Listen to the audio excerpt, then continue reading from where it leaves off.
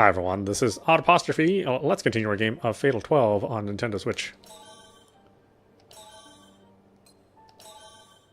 君の仲間かい？おっと、これ以上は俺の情報に関わるから教えられないね。しかしまあ、ジャーナリストのようなものと思ってくれ。Miharu nods her head once again. それではまだアランの死因は教えられないね。はあ？なんでだよ。向こうのグループのリンカと同じだ。非力で社会的な力を持っていない僕は用済みと判断されればおしまいだからね。非常に合理的な判断だね。構わないよ。アランの情報は未練が判明したら教えてくれ。死因まで調べなくていいというだけで気が楽だ。そうなると俺たちも黙っているわけにはいかねえ。分かっているさ。オデット、君の元仲間を狙うわけだろ。人が嫌がる言い方を心得てるみてえだが、それこそあんたのはオデットほどじゃねえな。まあいい。オデットの死因の方なら俺はすでに手に入れている。本当か？いつ？昨日の夜だ。一人になってふと自分の怪我を見ていて思い出したんだ。俺は死の間際、あいつと同じ場所にいた。詳細は俺の情報にもつながっちまうから教えられないが、その時あいつは腹に傷を負ってた。だが見ての通り、戦闘が始まってからのあいつに傷はない。つまりその傷がオデットの死因だったってわけだ。 Federico takes a card from his book, allowing both to glance at it. The contents read as follows. Numeral 11, blood loss. Miharu and Scale are unable to obtain the card themselves, however. Both understand that this is due to their lack of knowledge as to how that came to pass. 君はそんな大事なことを今日まで忘れていたのか。うっせえ。あんな体力バカのゴリラ女とずっと一緒にいたんだ。思い出すもんも思い出せなかったんだよ。死の瞬間同じ場所にいたと言っていたね。その場合オデットさんも君の死因を持っていると思った方がいいのではないかい？ああ、その可能性は俺も元から想定してたさ。だが未練までは持ってないだろう。でなけりゃあいつを裏切った俺が前回の選定で指名されてない理由が説明できないからな。なるほど、それもそうだね。それよりだ、ミハル、あんたはオデットの未練に心当たりがあると言っていたな。俺も覚えている。このままでいけばオデットを指名するのはフェデリーコ君になる。そろそろオデットの未練を教えてくれないか。僕は彼女の未練そのものを知っているわけではないよ。あくまで心当たりがあるだけだ。それで構わないというのなら、そうだね。話すならばこのタイミングしかないだろう。子供。僕はそれが彼女の未練につながるものだと思っている。Miharu makes sure to explain her reasoning. Sophia served as the trigger for this line of thought. Odette granted her the opportunity to see the world for herself. She never had to do such a thing. She simply could have forced the information out of Sophia then and there. The risk of Sophia revealing her information did exist, but Odette could have handled that in a number of ways. Instead, she chose the most inefficient yet compassionate route. Sophia trusted in that decision of hers too. Miharu is aware that Sophia was wise beyond her years. She wouldn't have believed Odette so readily. It would have been normal to assume Odette would break her promise immediately. That was part of the puzzle that just didn't fit, one that led to Miharu to a certain theory. Sophia understood that Odette was being compassionate, not by instinct, but because she knew Odette's regret. あの女は感情で動く女だ。仕事も好き嫌いで受けるか受けないかを決める。しかし子供か。当然これだけではカードも生まれない。ここまではある程度の状況証拠に基づいた仮説さ。ここからが僕の推論だ。オデットさんは自分で自分の生き方を選べる人。フェデリーコさん、僕の考えは間違っているかい？あいつほど人の指図を受けないやつは珍しいと思うぜ。Federico gives a clear answer and a deep nod. Scale rests his chin on his hands. He seems to follow Mihato's implication. When he catches Mihato's gaze, he offers his own thoughts. 彼女は見込んで子供もいないはず。しかし子供という言葉が関連して未練になるほどの強い思いとなると、彼女には子供を産めない理由があるということだろうか。例えば肉体的な理由。However, no card manifests from his conjecture. Scale remains convinced they are on the right track regardless. まだ何か足りないようだけれど、俺は君の話がオデットの未練からそう遠くないとも思う。わかった。オデット・マランソンの過去の病歴や手術歴を調べさせる。産婦人科系に絞ってだ。話が早くて助かるね。では僕はもう失礼するよ。また君の情報が集まったら呼んでくれ。前にも言ったけれど、高校生の僕が遅くにこういう店に出入りするのは良くないからね。まあ待てよ。場所を変えたっていい。もう少し付き合わないか。朝まで過ごせばかえって問題なくなるぜ。はあ、下品で最低だよ。Mihato shoots Federico an icy glare before leaving. She has no idea that both of these men wind up drinking till the morning.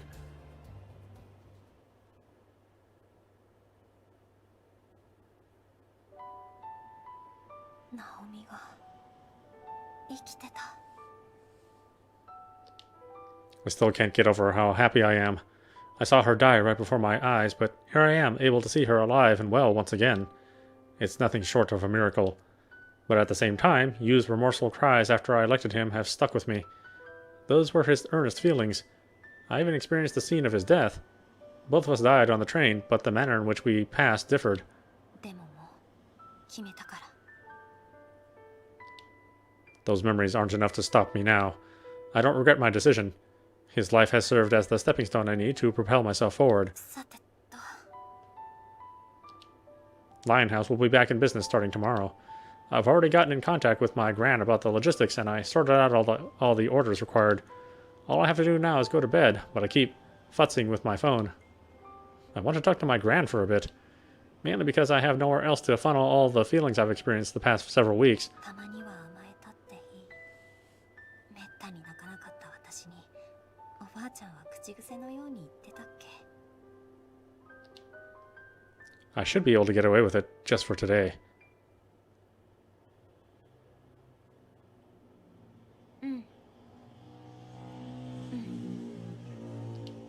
We end up talking a lot longer than anticipated. Well, it was mostly because she babbled on about when I was still a baby. It was a topic she'd only touched on briefly before, about the time I was born. Apparently, my parents passed away in a fire immediately after my birth. She doesn't remember much about what happened herself, by nature of both the shock and how busy she was at the time. No one remembers the actual time my mom gave birth to me. My dad probably would, but he's no longer here either. According to her, I was found crying in the smoldering ruins of the fire, almost like I magically appeared out of the flames. Gran also doesn't remember when she came to learn my name. However, she does remember that my mom was the one to name me Yadinka, as well as the meaning behind my name. It all comes as quite a shock to me. The details of what happened were vague, but I was able to accept it, considering those who witnessed it were all gone. I'm well aware of what it's like to spend your days in a daze after a traumatic event. My memory lapsed surrounding the events that led to becoming a participant in Divine Selection is proof of that. For my gran, this took place 16 years ago. It wouldn't be odd for something to trigger her memory, but as far as I'm concerned, there's no need for that to happen. I might have thought differently last month, but I'm not the same person as before. でもどうしてこの話を？ There's a noticeable pause. She's usually the type to give a quick and concise answer, so it's rare for this to happen. I hear her mulling it over for a moment before finally speaking up again. We then finish the conversation off with some small talk before hanging up. 今日のおばあちゃん、ちょっと変だったな。A person's life is a miracle in and of itself. I just want you to know that. That did nothing to answer the question. She doesn't normally talk like that either. That was the first time I'd heard her say such a thing. There was something about it, though, that set my heart ablaze.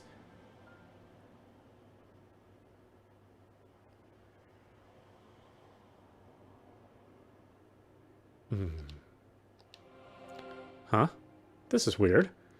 I'm aware of what's going on in my dreams despite it not being Sunday. I've experienced this a number of times before. I'm not in the court of fate either. It's almost like another side of the dream world entirely. It's not long before I hear a man's voice ring out. お久しぶり。でもないね。もうそんなご託はいらないかな。自分の運命と決着をつけた君に待ち受けているのは、きっとより困難な道だろう。無限の可能性の中に、君が道を作っていくんだ。君の命が奇跡を作っていくんだ。それは決して奇跡なんかではないね。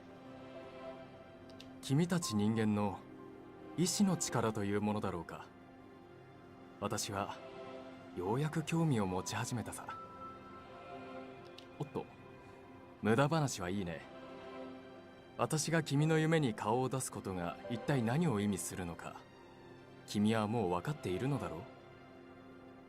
君の忘却がまた一つ紐解かれるということさ。I feel my consciousness fade once again. His grating voice gradually fades into the distance as I fall deeper into the sea of my subconscious.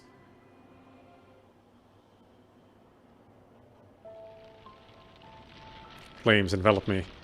Flames powerful enough to flake the skin from my bones.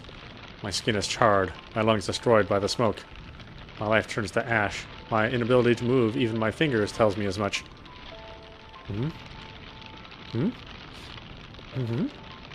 I hear someone shouting. They're shouting the same thing over and over. The voice is eventually swallowed up by the roaring flames. My consciousness has dissipated by the time their voice fades completely.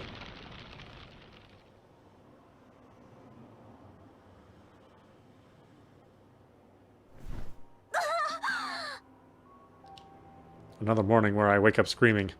This time is due to a frightful dream. I notice Lette lying on top of me as I think things over. It feels like this has happened before. I figure that the contents of my dreams are my memories of a specific event. Memories of when I lost my life in an explosion on the train. Memories of an event that had been undone, one that represents just a single possibility. Up until now, anyway. I'm not 100% sure why. Perhaps the world underwent some changes after my recent actions. There's no clear answer for now, at least.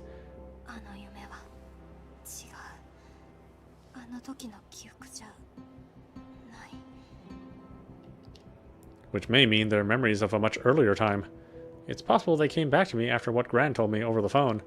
Something doesn't quite fit, though. I understood what was happening in my dream. There's no way a newborn will be able to form such vivid memories.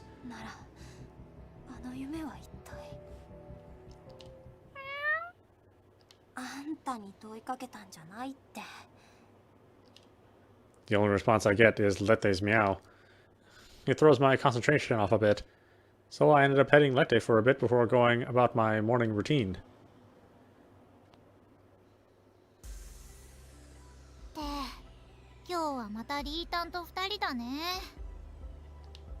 Mao and I go to the rooftop during lunchtime.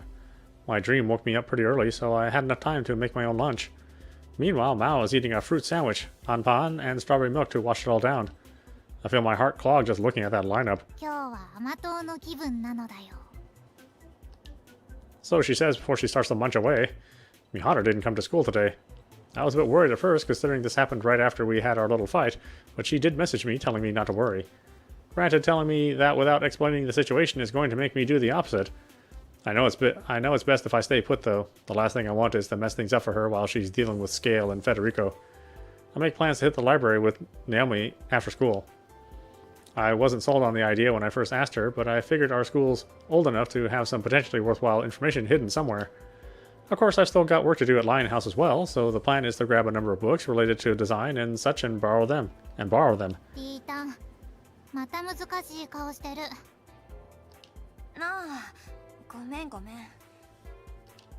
I get started on my own lunch after Mao snaps me back to reality. I'm not accustomed to making my own lunch, but it's pretty good, all things considered.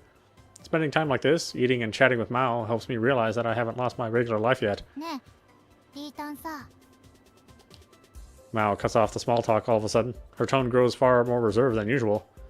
We were in the middle of half-heartedly discussing a shoujo manga, but I make sure to give her my full attention now. リータンやミハルンナオリンがみんなで何をしてるかって知らないしはぶられてるわけじゃないからどうでもいいんだけどさゴールデンウィークが明けてからずーっとみんなの様子が変なのは分かってるけどさみんなで映画とカラオケとボーリングと水族館に遊びに行く約束もなくなっちゃったりしてたけどさボーリングと水族館が増えてるよ。いや次に持ち越し的なしたいことはいっぱいあった方がいいし Mao hesitates before she continues. いいやここまで話の腰折られたしやめとこ Both of us nod in agreement. どうせほとんど毎日ずーっと顔合わせるんだもんね Following that, we return to our small talk. The discussion continues even after the bell rings and we make our way back to class.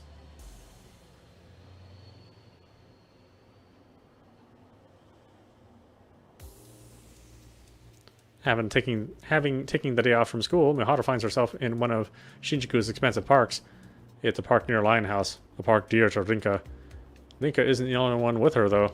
かあ来ちまったな運命の終着点ってのによ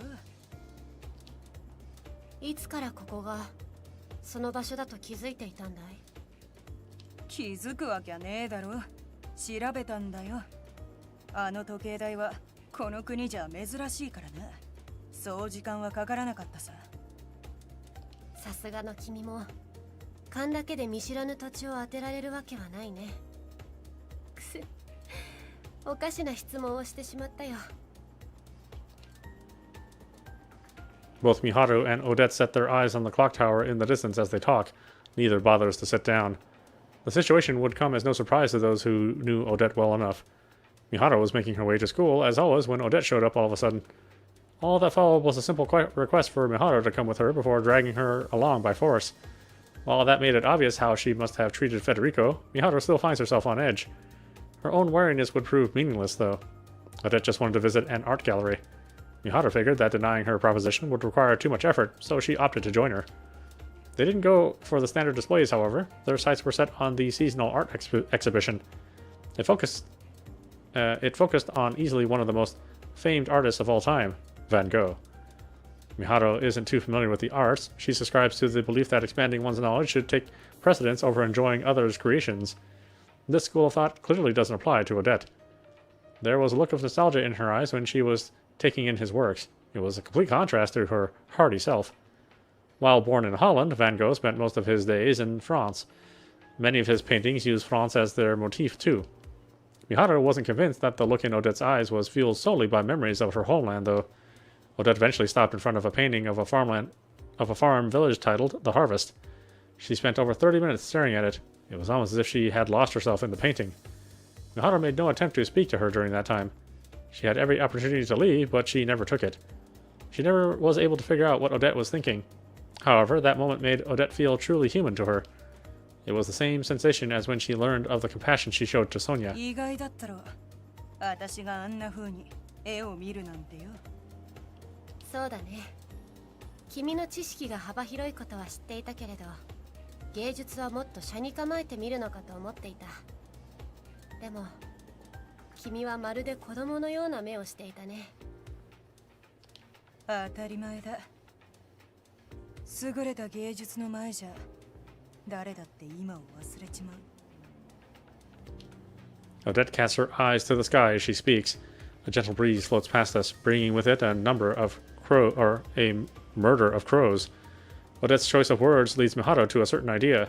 君は自分の未練が僕たちに知られそうになっていることに気づいているねまさかその件で僕を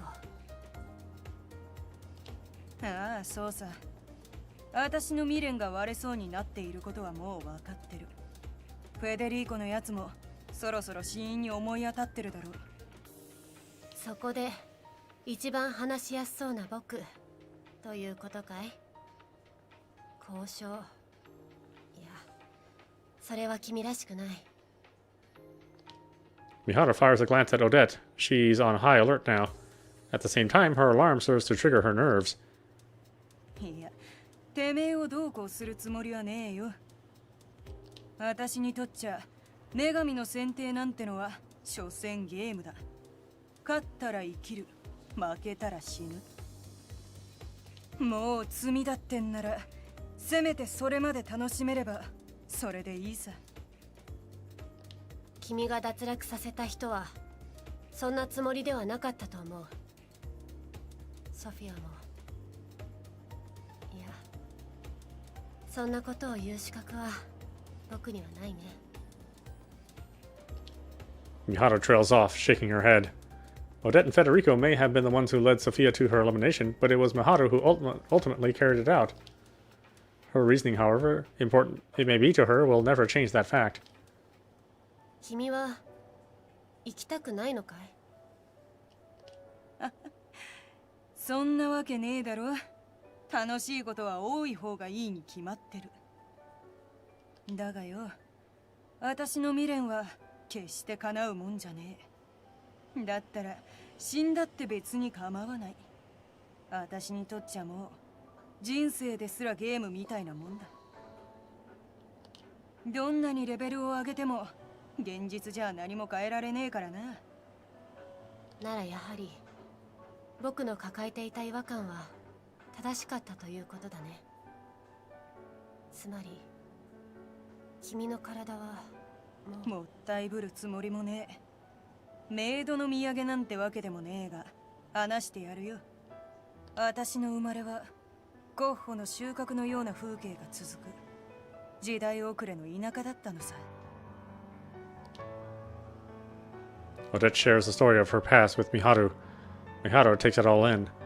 There's no hint of sentimentalism.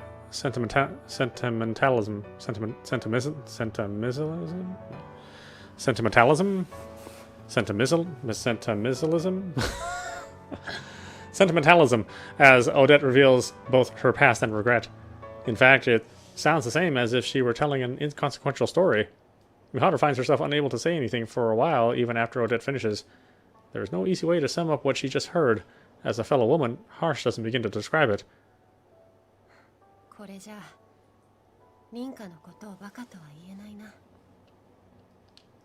The first thing to emerge is criticism towards herself. Odette lets out a hearty laugh when she hears that. 同情してくれてんのかい？ただ君にかける言葉を持たないだけさ。Odette's complete lack of emotion towards her own past strikes fear in the heart of Miharu. She shows no signs of either sadness or anger. Odette is a broken soul. That's how Miharu feels. The reality of her regret would elude her for her entire life, likely took its toll on Odette over a long, long period of time. なぜ僕に君の話を？てめえは強さの意味を履き違えちゃいないからだ。意味がわからないよ。Miharu gives up trying to follow Odette. The concept of enjoying oneself holds more meaning than is imaginable. Miharu understands that much. She gets the hidden meaning behind doing what one can to enjoy the present. That's why she can't figure Odette out. スケールは次の選定でてめえを指名する。奴はてめえと凛花が仲違いしてないことなんざおそらく気づいているだろう。その上で泳がせていたってわけだ。8度目の選定じゃフェデリーコが私を指名、スケールがてめえを指名で2人の脱落。てめえからアランの死因のカードを取得すればスケールの目的は達成される。ま、用済みってわけだな。なんだって。Miharu fails to hide her surprise at Odette's sudden claim. Not over the idea that Scale is done with her, though. 彼が僕の未練のカードを持っているのは知っている。けれどもいつの間に僕の死因まで。抜け目ないことがあだになったってことだ。てめえが手首を隠し続けていること、それ自体が答えだろ。そんな。 Mihara rubs her wrists on reflex. Whenever Mihara wore long sleeves, they seemed to be intentionally longer than usual, and with short sleeves she wore gloves, and that she does so to keep her wrists concealed even when stretching out her arms. In cases where one might be able to get a peek, she would use her bag, card book, or even her other hand to keep them concealed. てめえは所詮思春期のガキだ。手首に傷を作るなんて珍しくはないだろう。そこから連想したことと身辺調査で死因を見つけるなんてのは難しいことじゃねえ。スケールのようなやつにはことさらな。なんとか喫茶だっけか。てめえがアルバイトしている場所の制服では手袋の着用が認められている。これは飲食店としちゃ稀だ。あいつはそれを確かめるためにもてめえのアルバイト先まで顔を出したんじゃねえのか。全部お見通しってわけか。怖いな。私の些細な判断から未練までたどり着いたやつが何を言ってやがる。しかしやはり不可解だ。どうしてスケールに狙われていることを教えてくれたんだい。君の脱落の原因となる僕も脱落した方が君は楽しいのではないかな。何言ってる。私はな、てめえに自分の弱さを見抜かれて気持ちいいくらいに感じている。スケールは人の弱みに敏感だ。だからこそ情報収集もできてるわけだが、てめえは似ているようで違う。私は好きだぜ、てめえのこと。恋愛的な意味でな。てめえは人の弱さに敏感だった。そこに惚れちまったってわけよ。もっとも4度目の選定で出し抜かれた時から気になってはいたんだ。そんな相手に生き残ってもらいたいってのはてめえもよくわかる感情だろ。いきなり何を言い出すんだい。冗談はやめてくれないか。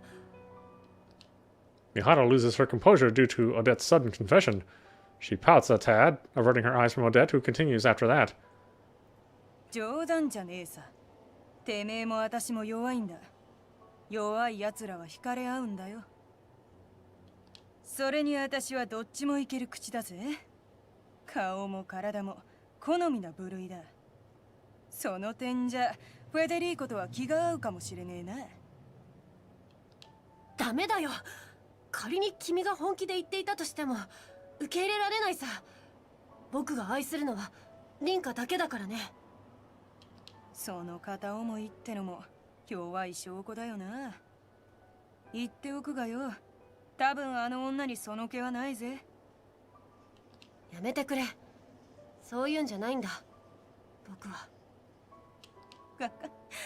分かってるよ。Odette follows her sarcasm up with a serious expression. The sudden switch frightens Miharu a bit, but she takes every effort to show her own fortitude in the face of it. 好きになったやつがいるならそいつを悲しませるな。痛いほど。Miharu nods while answering. She made the decision to offer her life for Rinka's sake.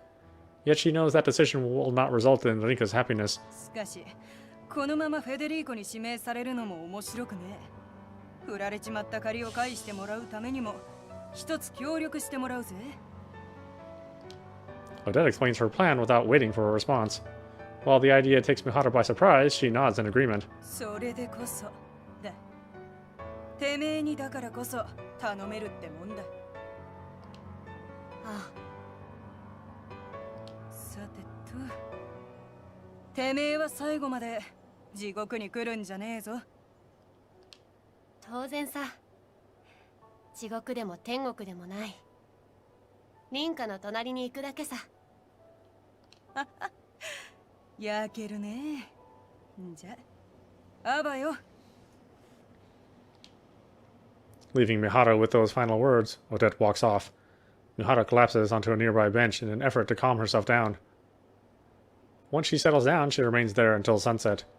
Odette's comments about weakness leave her deep in thought.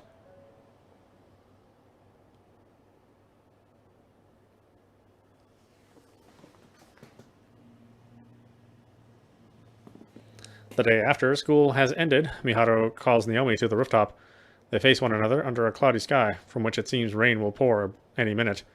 Not only is it rare for Miharu to call on Naomi, but Naomi also has nothing but bad memories of speaking to Miharu alone.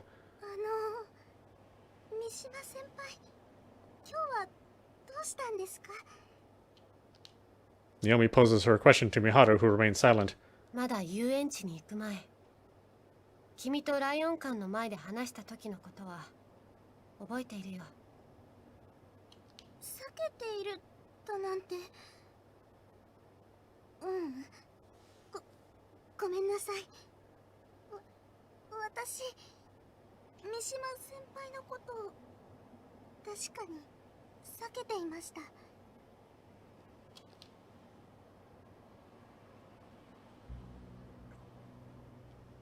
The event Miharu refers to took place on May 5th, the day following the juncture of causality. The day all 12 participants' deaths were undone. Miharu had made her way to Lionhouse in order to see Rinka. Doing so would allow her to reaffirm that she's truly alive, while also giving her the opportunity to remind Rinka about going to the theme park. Miharu had prepared herself to delve into the details of Divine Selection once they had gone. Not long after leaving Lionhouse, she came across Naomi. Naomi spoke to Miharu without thinking twice. Miharu, on the other hand, remained silent after turning to face her. 君はリンカのことが好きなのかい？リンカ先輩のことは尊敬してますし、先輩としてすごく好きですけど。その程度なら僕からリンカを奪うのはやめてほしい。奪う？僕はリンカが好きだ。友人としてではなく、一個人として。Miharu promptly took her leave following that exchange. Naomi would end up making her way into Lionhouse afterwards, full of nothing but frustration.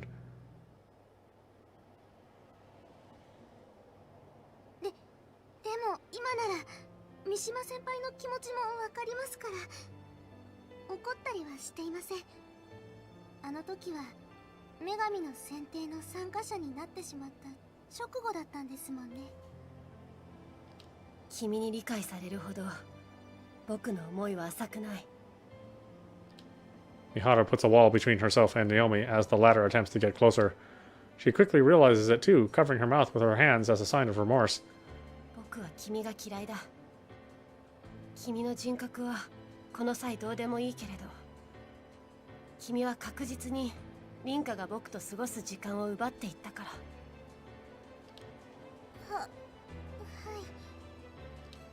Miharu's words are as blunt as they come. Naomi can only direct her gaze towards the floor. Not simply by virtue of Miharu being her senior, this is the first time anyone has outright stated their disdain for her. 高校生活が始まってからの1年間は、リンカと僕とマオとの3人で過ごすものだった。マオは僕がリンカを好きなことは分かっていたから、一歩引いてくれることが多かったんだ。けれど、君は突然に僕の前に現れた。後輩という立場を利用して庇護欲をかきたててリンカの興味を引いた。そんなこと私思っていないです。君は僕の恋心を知っていた。けれども僕に気を使うことはなく、天津さえ女神の選定を利用してさらに距離を縮めた。違います。私だって三島先輩の気持ちを分かっていたから。でもリンカ先輩がいつもみんなでって言ってくれて。君は僕を差し置いてリンカにとって大切なものになっていたんだ。Naomi finds herself asking why she has to put up with this. Even so, she isn't the type to grow angry or argue back. All she can do is attempt to make Miharu realize she is misunderstanding things. 三島先輩はそれを言うために私を屋上へ呼んだんですか？ The clouds looming overhead cast their shadows down, thicker and darker than before. The humidity in the air is almost crushing. 構わないさ。そのままでいればいい。でも私がいることで三島先輩に嫌な思いをさせてしまっているなら、僕は君以上に自分のことが嫌いだ。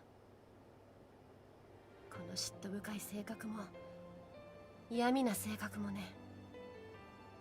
醜い心が自分の親と似ていると自覚するたび、僕という存在が親からもたらされたものであることを思い知らされて、無性に。 Miharu speaks coldly, takes off the gloves on her left hand, and shows her wrist to Naomi. A number of scars are visible. None seem recent, but the implication is clear. 僕の死因はこういうことさ。本来なら自ら選んだ道。生きようとする資格は僕にはないはずなんだ。先輩。 She immediately puts her gloves back on. All that follows is a self-pitying smile towards Naomi. こんな僕でも死んだら凛花を悲しませてしまう。それは僕にとって許されることではないんだ。私はやっぱり三島先輩のことが苦手です。でももし死んでしまったら悲しいです。想像するのも恐ろしいくらい。真央先輩だって悲しむに決まっているじゃないですか。誰に狙われているんですか？ Naomi's question takes Miharu by surprise. However, it helps to put everything into perspective. It is doubtless that Naomi has spent every passing moment thinking about divine selection, all for Rinka's sake. This is precisely why Naomi couldn't zone in on what Miharu wanted to get across with this conversation. 凛花先輩に直接言ったら、きっと何をしてでも三島先輩のことを守ろうとするから。私、スケール・ジョーンズ、9番の男性さ。僕は彼の使命と信用を持っている。 Miharu gives Naomi a brief rundown of what Odette told her. Naomi listens fervently, showing no concern over the fact that Miharu just made her dislike her.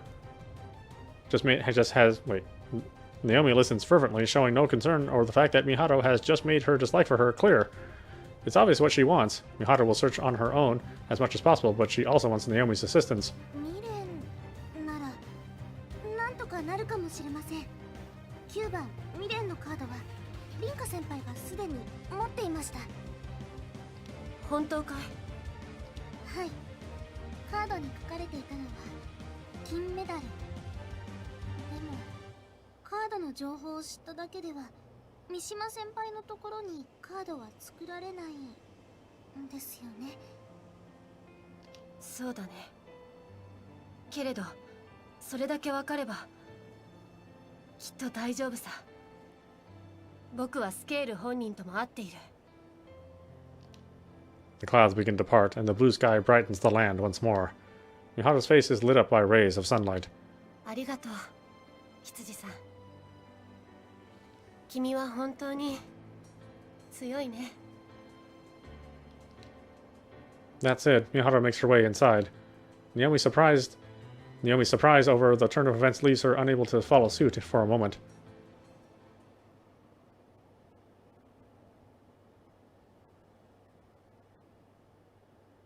Scale still hasn't called us over for today's meeting. I couldn't settle down though, so here I am drinking away at Milk Round.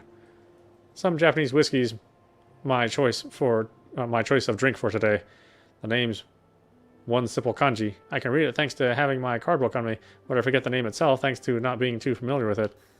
Which reminds me, I haven't touched wine for quite a while. I was always with Odette whenever I had it, so it'd probably bring back memories of her now. And I gotta be honest, I didn't mind drinking and arguing over stuff with her. Still, I'm the one who betrayed her. 今更になって罪悪感。バカらしい。 I don't got time for that. I want to live. What I did was the right choice to make that happen. I already have her cause of death. It's just a matter of time before I get her regret too. If this ain't this ain't things going smoothly, then I don't know what it is. All I gotta do is take care of that asshole Alan afterwards. No one can touch me now that I've partnered up with Scale. ならよ、スケールはどうやって倒す？ちゃんと先のことまで考えてんのか、てめえ。But Odette is nowhere to be seen. I tutted myself again. I might be drunk, but that's no excuse to let myself hear things. That's something she'd say, though, no doubt. Odette was there when I partnered up with Scale. I figured I'd be able to handle him myself afterwards. Yet, here we are, and all I have is his name. だが、俺の死因も未練もあいつは知らねえだろ。Chances are, Odette knows about the former by now. Would only make sense considering I know hers. I'm the one who's gonna elect her, though, so there's no risk of him obtaining any of my cards. それどころか、オーデットならスケールの情報も掴んでるかもしれねえな。もしそうならラッキーだ。Thinking that, I order another whiskey on the rocks. そいつは取り消しだ。代わりに私が注文するさ。んだ？ああ？オーデット。一人で飲む酒はうまいかい？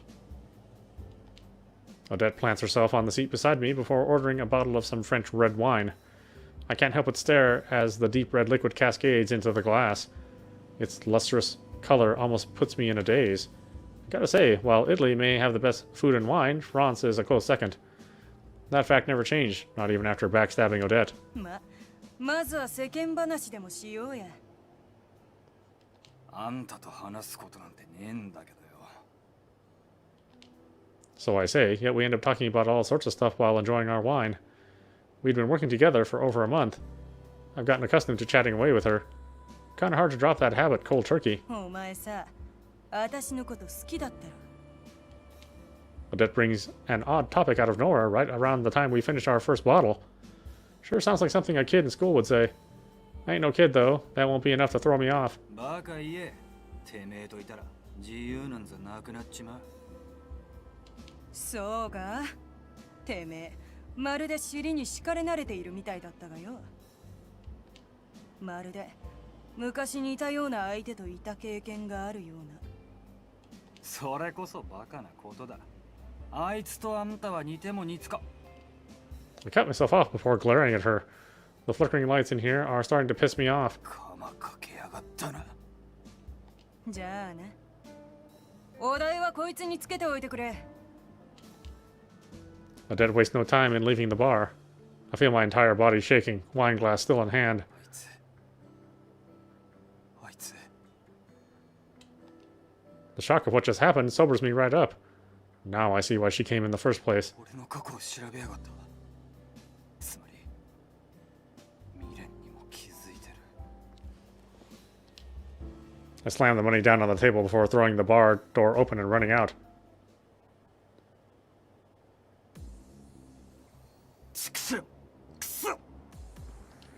I can't hold my frustration in after I get back to my hotel. I kick the sofa over and over and chunks of pillows at the bed. I chuck pillows at the bed. I'm just letting out all my anger spill out. これはやべえ。スケールのやつ、ちゃんと情報の裏付けを見つけてるんだろうな。情報を3つ揃えてれば、最低限指名の防御で。I catch myself mid-panic. ダメだろ。俺の野郎。Am I gonna go down without ever besting her? Assuming we end up electing each other, chances are we'll cause a standstill. The cards that we both hold will disappear as a result, meaning we won't be able to carry out any elections in the future. それじゃ一生あいつに怯え続けるだろうが。Now I know what I need to do. いつは必ず俺が脱落させなきゃならねえ。 It's vital to me. If I can surpass Odette, then I can crush Scale as well. And that's the conclusion I reach as I clean up the room that I just trashed.